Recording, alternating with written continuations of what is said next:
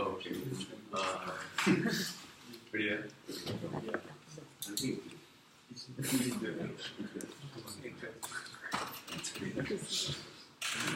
It may happen.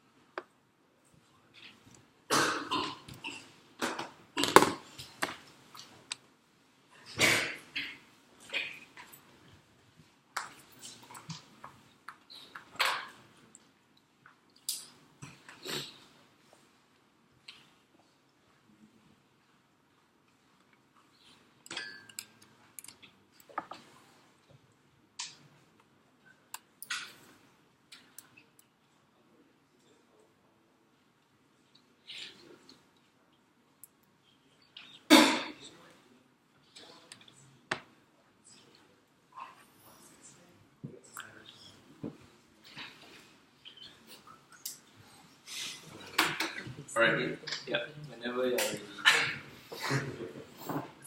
Yeah, you guys can go. Yeah, thanks. Right, good morning everyone. I'm Darren, and these are my teammates Marshall and Jay. And together we are from Delta Consulting. Today we are here to present our analysis and recommendations for more brewing company. But before we begin, let me first share my own personal experience with beer. So I first started drinking when I was just a young teenager. I mean, since then, I've drank countless more times. But to be frank, every beer I've had has tasted somewhat the same.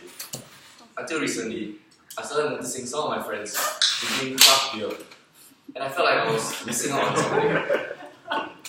As an insecure millennial, social status means a lot to me, and I felt like drinking craft beer would make me as cool as my friends. Jokes aside, our group believes that more brewing company should tap on this need to feel special as it formulates its strategy to enter the American market. Our team has come up with 3 objectives that we hope more can achieve using our recommendations. The ultimate aim is to be profitable with a profit margin of 30%. To do so, we'll need to expand our customer base by increasing our market share to 0.03%. To do this, we'll be increasing our revenue by a CAGR of 15% over the next 5 years. From our analysis of the industry, our team has identified 2 key trends that will affect more and its performance in the American industry. Firstly, there's a general shift from core lager products to premium beer brands.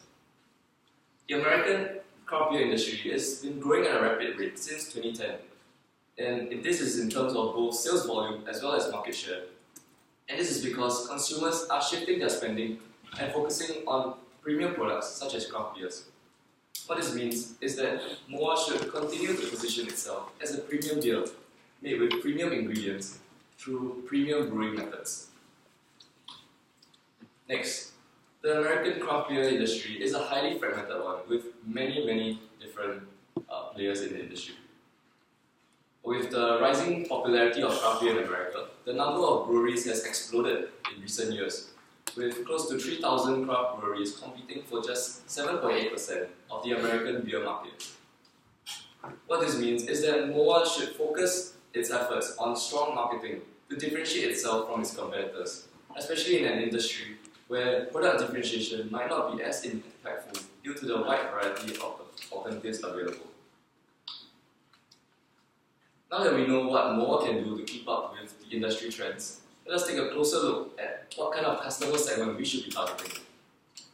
Surveys have shown that millennials consume a much larger quantity of craft beer than their older counterparts, and hence it is clear that this is the age group that we should be targeting to drive sales volume in America. However, not all millennials were created equal. States such as Oregon, Colorado, and California have gained a reputation for being craft beer loving states. This is based on both the volume of craft beer produced in these states as well as the number of breweries per capita. What this means for MOA is that we should focus our marketing and distribution efforts on these following areas, where drinking craft beer is fast becoming a favorite pastime. Lastly, we know that millennials love drinking craft beer, but why is this so? Firstly, millennials are a largely health-conscious bunch, and drinking craft beer is a somewhat more healthier alternative to the traditional mass market beers. Drinking less, but drinking better. This sums up the millennials' preference for premium products as well as their health-conscious attitude.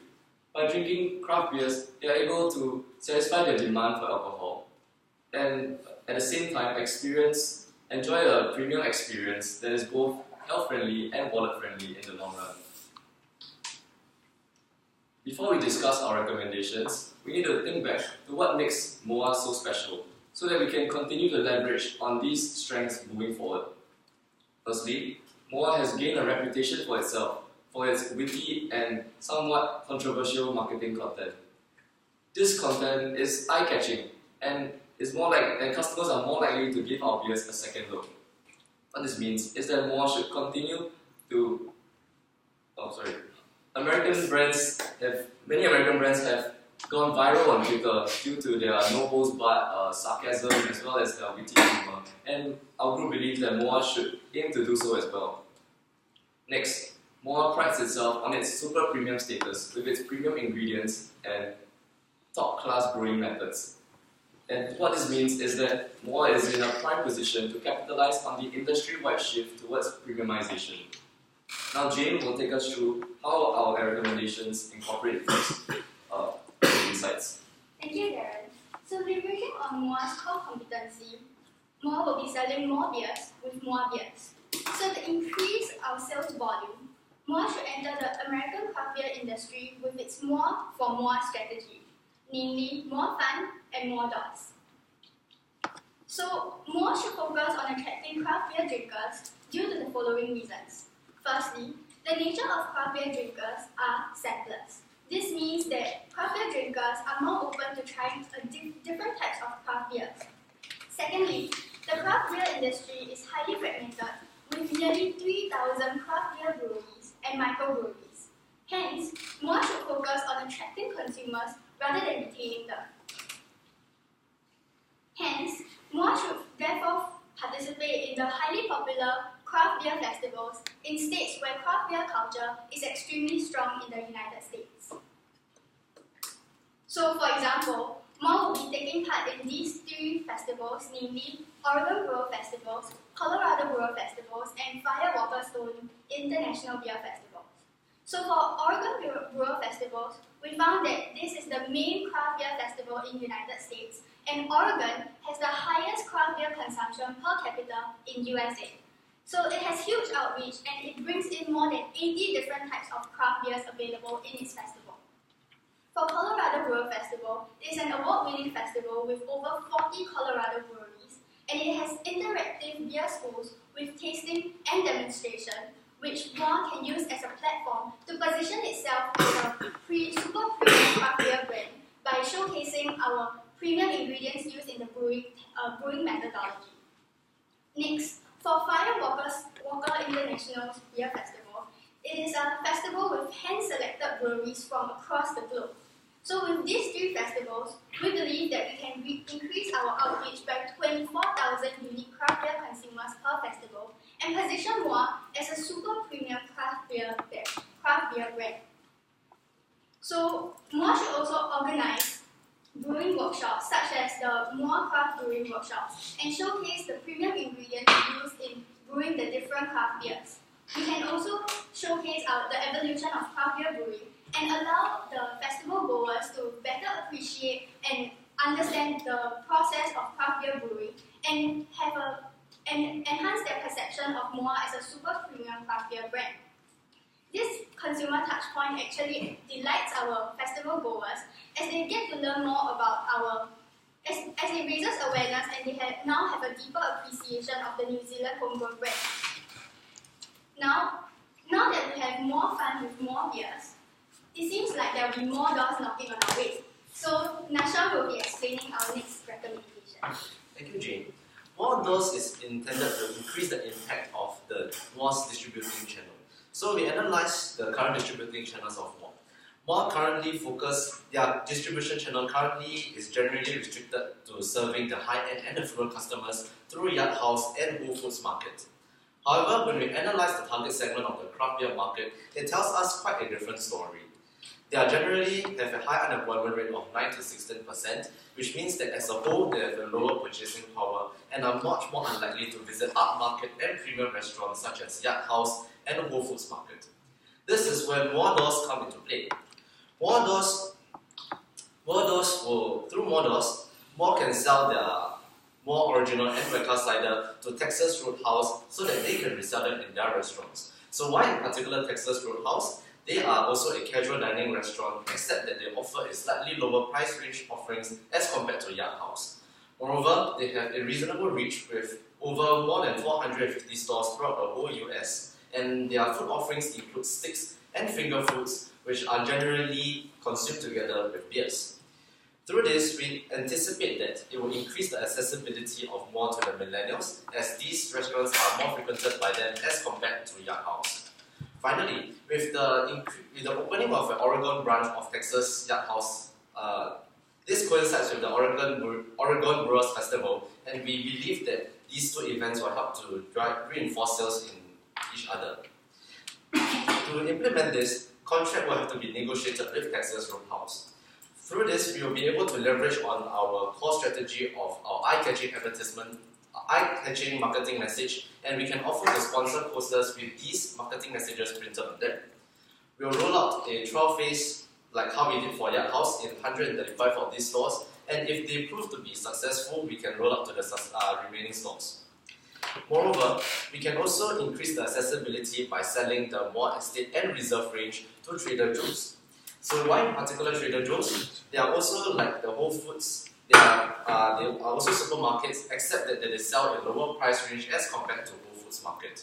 Similarly, they have a reasonable reach of slightly more than 450 stores throughout the whole US, and they are also known to provide unique product offerings like gourmet food as well as imported beers. Similarly, we anticipate a similar impact with Texas Roadhouse with an increased accessibility to millennials, as these supermarkets are generally more cheaper and are considered a cheaper alternative for millennials to shop at. Moreover, one point to take note of is that Trader Joe's are also known to have been selling imported beers as well. This indicates that there's an existing demand for beers to be bought from these stores, and we can leverage on the fact that consumers of craft beers are very curious and they like to tap on to taste other different beers. So by placing our product next to them on their shelves, it also helps to garner attention. Similarly, we will be adopting a similar implementation approach with Trader Joe's. After contract negotiations, instead of producing posters, we will be printing our labels with our eye-catching marketing strategies to be displayed on the shelves. This will help to enhance the attention. This will help to grab the attention of the shoppers when they go through the different craft beers available on the shelves. We will also be rolling out trial phases in 100 Trader Joe's stores. Moving on to the implementation timeline, we anticipate the preparation for More Fun to take approximately a year. By 2014, we'll begin rolling out and exposing the different craft beer festival goers to our different craft beer brands. Ultimately, we intend to raise awareness and drive sales of approximately 24,000 unique customers per festival. Moving on to more doors, we anticipate the negotiation and preparation phase to take approximately a year as well. From 2014 to 2015, this will be when the trials will be conducted, and during this time, we hope to achieve 280,000 in terms of sales revenue per year. Finally, we anticipate to have a revenue of 6.2 million in 2013 before increasing our revenue to 11.2 million in 2017 with a revenue CAGR of 16.1%. With this, we believe that our recommendations, More Fun and More Door, will bring about more revenues for More Brewing. Thank you very much.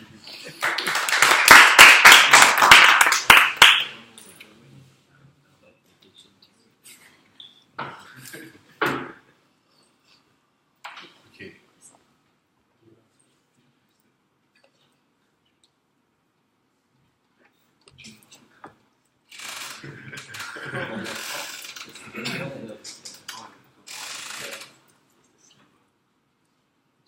So, okay, sorry, can I ask? So, ultimately, what type of brand equity you want the consumers to build? So, in more fun, you're asking me to go more premium, but in more doors, you're asking me to target the lower end of the distribution chains.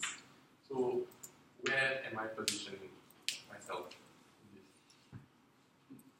For more doors, it's not exactly the very low end of the distribution chain. We are considering those that are still in the mid-range to the upper tier range. Like we didn't really consider all the discount retailers such as the Target and Walmart, precisely because they won't be able to exemplify this image. So ultimately, we still intend to keep the image of the premium brands. Still intend to keep these premium brands, and our marketing strategy is still focused on more.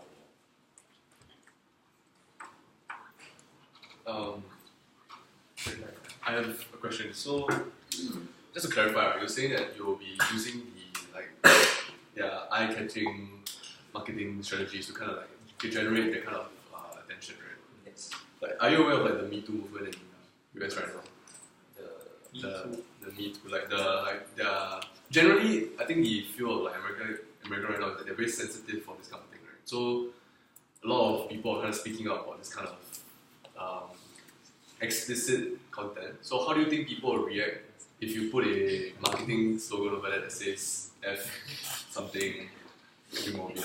How do you think we react? And if there's any negative reaction, right, won't this cause more in the long run?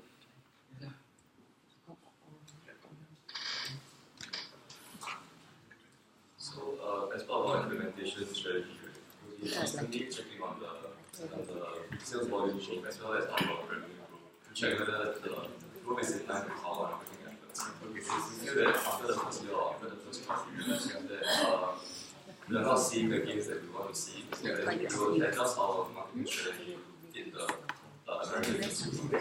But won't a negative sort of connotation, if this thing goes, spreads around, everyone's like, whoa, Moa is a sexist company, won't that leave a long-lasting effect going down?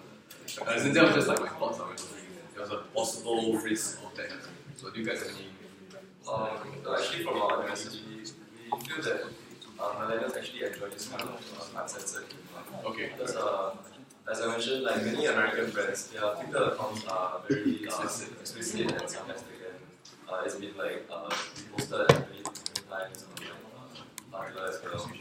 And so we feel that we can use that as a case study to show that millennials actually enjoy this kind of content very much. Okay, thanks. Oh, I have a question. For both your racks, how do you intend to differentiate yourself from competitors? When you go to when you put it at a beer festival, it's with maybe 40 other beers, and if you put it at some of the fast food or restaurants, then it would be just in the list of other beers. So how do you differentiate your beer from the other beers? Aside from being more expensive. Okay, apart from the advertisement that we have for the restaurants and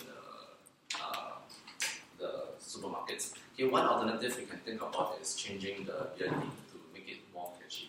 Ultimately, if those people who drink craft beers are those that want the taste of more exotic or funny looking names because they are everywhere. So that is one alternative we can look into. And for the beer festival, For the beer festival, we are banking on using the workshops as well as the interactive beer schools to showcase our premium pedigree to our consumers and use it as a differentiating factor in the beer festival.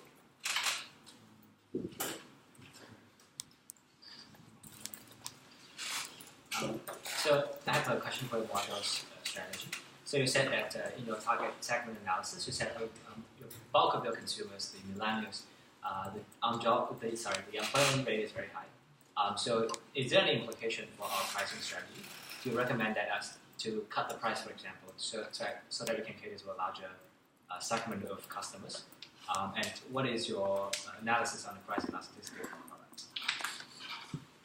For the model strategy, we intend to remain the price as it is because based on our research, Trader Joe's sells craft beer craft beer drinks at approximately $10 to $15. So when we actually convert the New Zealand dollars to US dollars, it still falls within the price range of $10. So comparatively, even though it's a premium brand, it is a cheaper alternative compared to the existing craft beer drinks that they have in stock. So it's already cheaper. So yeah, it's relatively cheaper. I'd like to add on to that. So from our analysis, we realized that millennials, even though they're spending more on craft beers, they're actually going for a drinking less but drinking better approach, where they opt for more luxury options to substitute frequent drinking lifestyle. So in the long run, they'll actually still be paying less for craft beers than their traditional mass market counterparts. Okay. So what is your take on the price elasticity?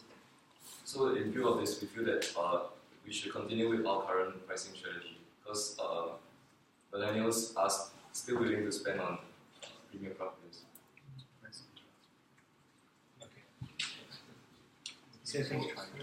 So just to build on that question, right?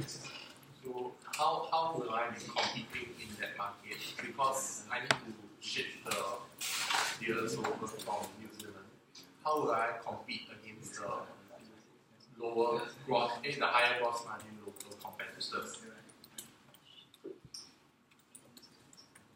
So actually, more beer is actually currently in a distribution agreement with a specialist craft beer distributor called St. Killian's. It actually has one of the largest distribution networks in America, and so we are tapping on their expertise in distribution as well as their economies of scale to help us to drive our sales volume.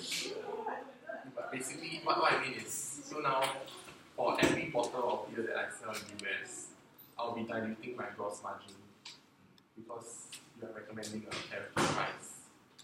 So how else do we manage the P&L to make sure I still can achieve that level of target profit that I wanted to achieve?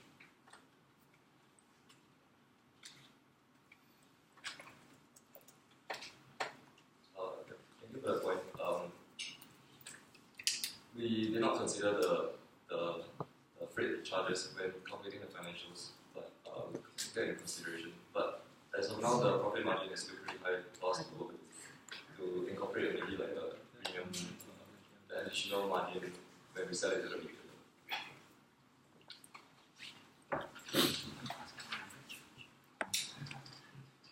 I have a question for financials. So is this the incremental financial impact from your strategies? Is this correct? Is it? No, this is not the incremental one. This is the raw. Yes, this is the incremental, sorry. But we forgot to include the business as usual. Okay. Yeah, so we see the business.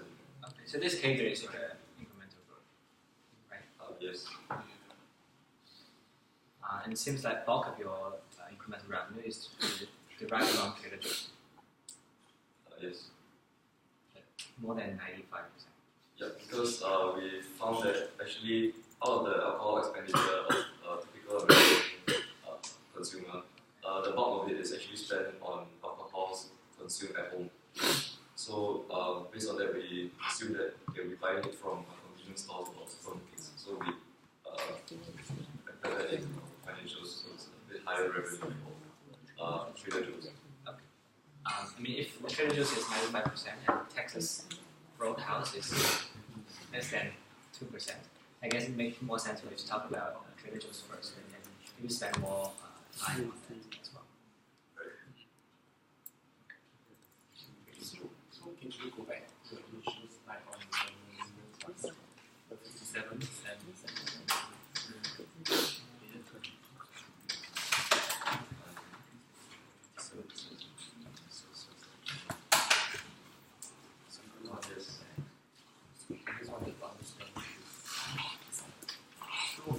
So this is proportion of beer drinks versus and okay, so for each age group you have the absolute size in this.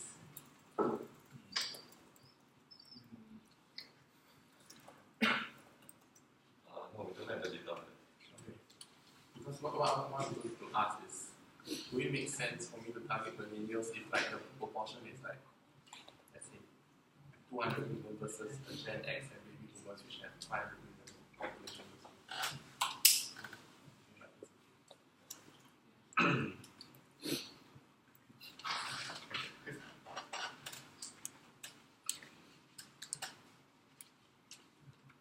Okay, so this will be the last question. How do you intend to achieve your profit margin of 30%? Because that was in your key account. With two revenue side strategies, assuming cost side is status quo, how do you achieve this profit margin?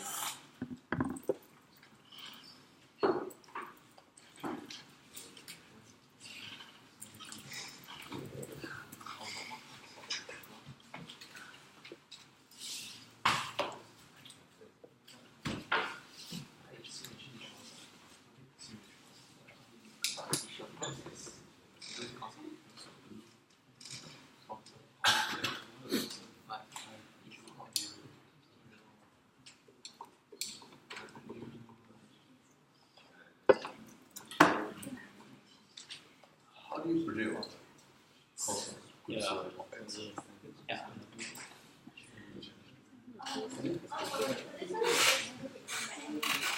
Oh, okay.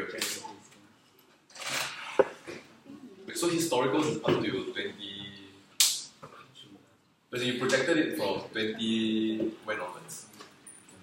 2020 onwards. So how do you project? So you took a percent. How do you project like the cost of goods sold? Like what's the breakdown for your cost of goods sold and OPEX? Like because it doesn't seem like a percentage basis. That's kind of figure. I'm trying to figure it out. Yeah, there's a drop. Yeah. So for this one, of the annual report, lean into the future. I think the point is like your 2013 COGS as a percentage of your revenue, right, is significantly lower than your outer months, than your outer years. How did you project that? Like in 2012, it was higher than the revenue, but in 2013 suddenly it dropped to 1.6, but your revenue is 6.2.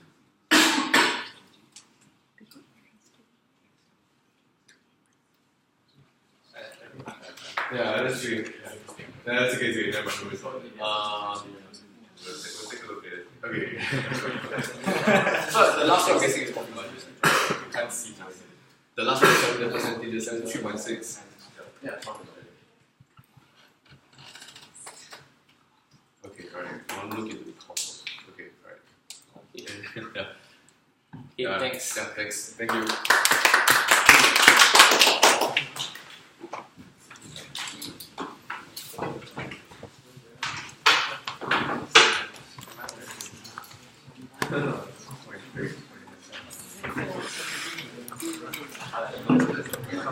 Thank you.